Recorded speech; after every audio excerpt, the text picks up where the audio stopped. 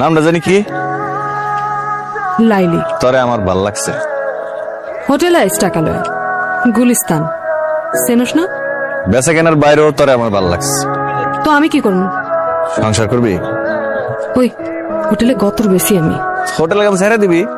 তাতে চলবো তোর? মাগিরে বিয়া করবি? চলবো। চিন্তা করি। দেখ চিন্তা করে দেখ, তুই আর আমি আলাদা করে একটা ঘর নিলাম, সারাদিন কাম শেষে বাইক ফিরলাম, রাতে গরম গরম ভাত খাইলাম। সংসার করবি?